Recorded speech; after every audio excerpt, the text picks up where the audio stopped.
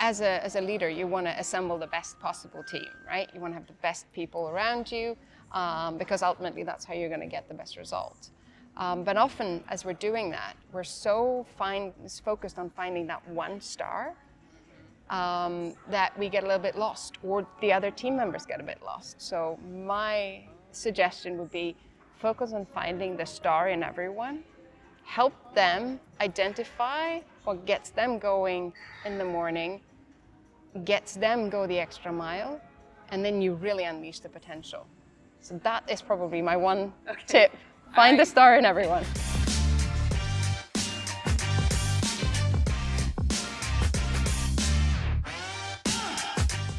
I am absolutely thrilled to be talking to Catty Bennet Sattler. She is Director of Human Resources for the UN Refugee Agency. I've been listening to you on panels, and I love the wisdom that you bring to the conversation of leadership in these times. And so I think you're the perfect person to ask this question to, which is, we're in a time of so much uncertainty and so much movement, and to steal a term that we heard in Jim Rotman's presentation, incomprehension. And we have leaders trying to lead organizations and all the people in organizations. So have you seen any examples of effective leadership given this very difficult context? First of all, super excited to have this conversation with you, Bea, and I'm really happy to be here, dedicating time to talk about leadership, which I think today is more complex than ever. And as you say, it just keeps getting not worse and worse, but certainly more complex. And in my experience, and especially having worked in the humanitarian sector for a long time, where the complexity today, the challenges today, 117 million displaced people gives you a sense of where the world is heading, and it's not necessarily in a great direction, let's put it that way. In light of that, the idea of the one single leader that has all the answers feels outdated. So if I look back, my experience, the ones that really stand out are the ones who have the courage to share, the courage to say, I don't have all the answers. My job is to be more the orchestra director, to say, you go now, and we bring it all together. I love that. And are there any examples that you can share of having seen this in action? And if so, what were the results? And what lessons can we learn from that? I mean, I think for us, UNHCR, we're no strangers to this. This is part of our daily business. It's what we do. We deal with the uncertainty. And we have to react. We often have short response times. But if I look at the situations that stand out still in fresh memory, it's COVID.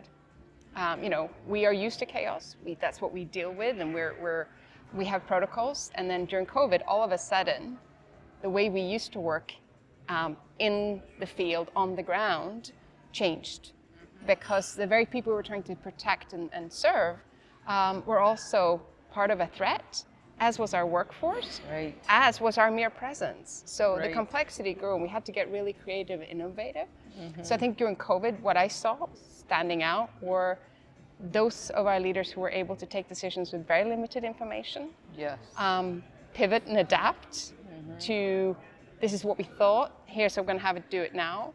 And those who were able to say, we can do this, but not this. And we're going to have to prioritize under those circumstances. So I think that, as tragic as COVID was, it was also a great exercise to test the protocols, to test the ways of working. And a lot of good things have come out of that in terms of innovation, working differently going forward, and realizing quite a lot of work can be done remote. Mm-hmm. And that allows us today to invest more on the parts that really make a difference, person to person, where one of our colleagues can be there when somebody is at their most vulnerable, having just gone through immense difficulties to cross a border and have arrived safely. That is a moment where you need a human, But technology has helped us in other areas where you don't necessarily need a human. And that COVID just moved fast. And that took real leadership to dare to say, okay, we can work differently. Wow. Wow, that's fantastic. I love the comment that you made that a real leader or an effective leader has to make those around him or her feel safe so that they can do their best work. Can you expand on that? Like how can a leader do that? I think for me, it's a little bit like we've just spent a day talking about leadership, right? And yet it's quite an elusive concept. Yes. It's a little bit like love. You can't really put your finger on what it is until you feel it. Mm-hmm. And oftentimes leadership is exactly that. Somebody has a certain something that makes me feel something, ideally safe, and that I can trust this person. And they also make me feel safe and free that I can take action. So it's that balance between, I trust that you got this and I've got your back. At the same time, I trust that you've got the work and that you can deliver, and I give you the freedom to do that. I think that's effective leadership, if you will. But it is quite an elusive concept because it takes quite a lot of courage to let go. And we often, I think, perceive leadership as stature, as a position, and of course it comes with that, right? But it isn't necessarily effective leadership.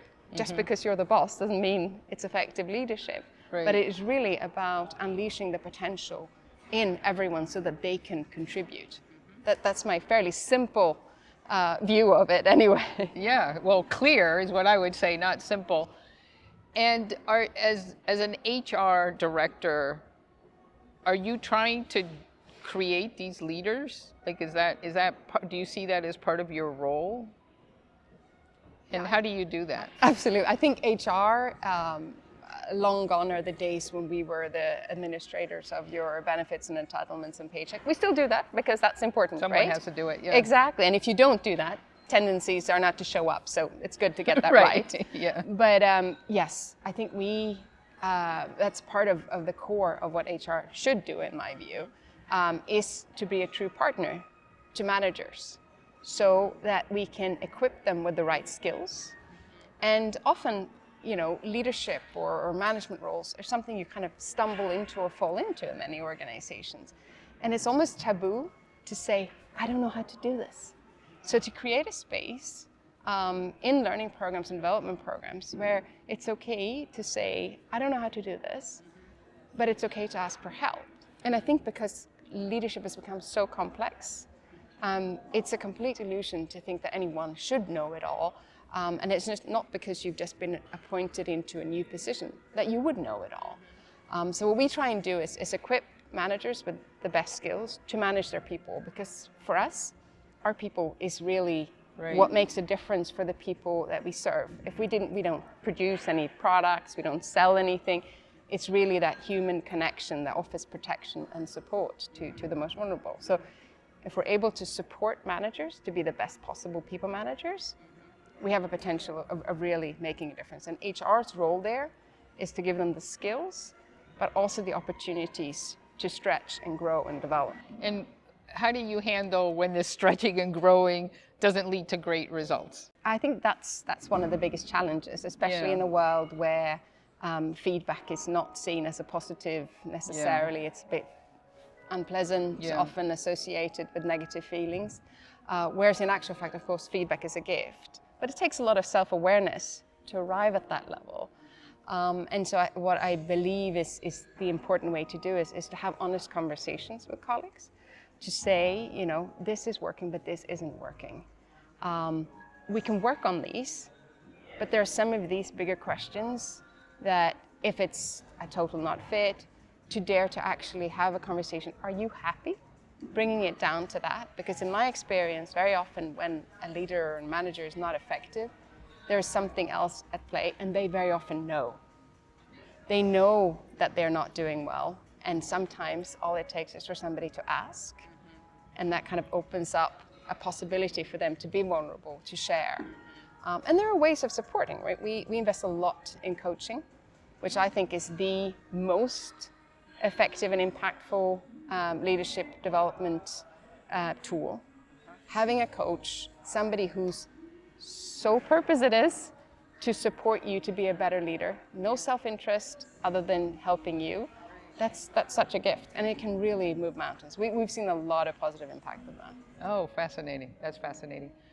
So are there, to lighten it up a little bit, are there things in your future horizon that you're excited about in this HR leadership space?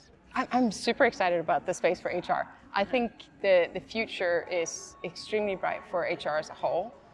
The arrival of Gen AI, technology as a whole. We've done a huge HR transformation driven by technology, and it's allowed us to streamline and simplify a lot. So pairing that up with the space to allow managers to focus more on being effective managers, that partnership, we've got more work to do there. And ultimately, I think HR did earn its seat at the table, as we're always saying, during COVID for us certainly. And there's no discussion that's where HR should belong and should continue to take that space. We get involved in a lot more things than traditionally HR would be, and I think that's a good thing. Yeah. Because, that way we can help our managers manage our people and ultimately make a difference. HR sounds great. Join. Yeah, let me join you all. Aspiring leaders out there, and you've given such wisdom already, but I want to give you the opportunity. Is there any other advice that you would give, or a place to start, or a tip that comes to mind? This advice probably applies equally to leaders and HR. As a leader, you want to assemble the best possible team, right? You want to have the best people around you, because ultimately that's how you're going to get the best result. But often, as we're doing that, we're so focused on finding that one star that we get a little bit lost, or the other team members get a bit lost. So my suggestion would be focus on finding the star in everyone, help them identify what gets them going in the morning, gets them go the extra mile, and then you really unleash the potential. So that is probably my one tip. Find the star in everyone. That one really resonates with me, because as someone who is helping workplaces ignite purpose, that's where the stardom comes from. That's where the motivation comes from. Like, why am I working at all? Like, what is it about my work week that gets me excited? Because almost always it's because it's a contribution, a meaningful contribution. So that answer resonates. So yes, this is great advice, people. Yes, so I'm sorry we have such short time, because I could talk to you forever. Thank you for doing this, and thank you for your role, playing such a critical role in what appears to be one of the most challenging megatrends that we're dealing with on the global crisis right now. And I have to say that I feel more optimistic now that I know that you are in charge of one of the teams that has the biggest impact out there on this global challenge. So thank you for your time. Oh, thank you so much, Bea. That really warms my heart. No, it's been a pleasure talking to you. And, we have purpose in abundance. Doesn't always mean that we get everything right, but we try. And I think that's half the game. We try. So thank you so much, really.